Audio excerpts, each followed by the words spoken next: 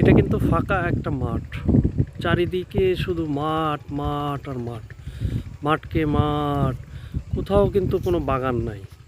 ছোট্ট একটা বাগান গড়ে উঠছে এই মাঠের মাঝখানে, একদম মাঝখানে। এটা এই যে গল্পটা আসলে আপনাদের মাঝে তুলে ধরতে যাচ্ছি, এই ছোট্ট এই বাগানের মধ্যে এত বড় একটা ভয়ঙ্কর সাপ আছে, যেটা মানুষকে গন্ধ পেলে নাকি মানুষকে দাবড়াইতে শুরু করে। এমন দাবড় দেয় যে মাইলকে মাইল দৌড়ে পার পাওয়া যায় না।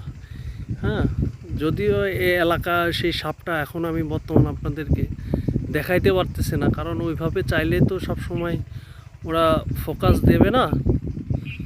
তবে এটাই বাস্তবতা। কিন্তু এখানে এমন একটা সাপ আছে যে সাপ মানুষের গন্ধ পেলে তাকে দাবড় দেয়, পুরা মাঠ নাকি দাবড়িয়ে বেড়ায়, খুবই ভয়ঙ্কর। আমি আসার কিছুক্ষণ আগ মুহূর্তে একটা বেজি বের হলো ঠিক এই ছোট্ট বাগানের ভিতর থেকে। আমি তখন দেখে মনে করলাম নিশ্চয়ই এখানে সাপ আছে।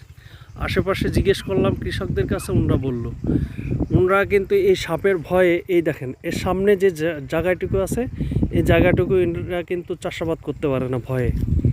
আমি কিন্তু একটু দূর থেকে, যদিও এটা ভিডিওটা করছি একটু দূর থেকে, কিন্তু এর আশেপাশে যে জমিটা আছে এটা কিন্তু পতিত পড়ে আছে। এর সামান্য কিছু দূর আগায় গেলেই কিন্তু দেখেন ফসলি ধান, পেঁয়াজ, রসুন সব কিছুই কিন্তু বুনতেছে। হ্যাঁ, এর আশেপাশে কিন্তু আমরা একটু বেশ দূরে দাঁড়ায় আছি যদিও।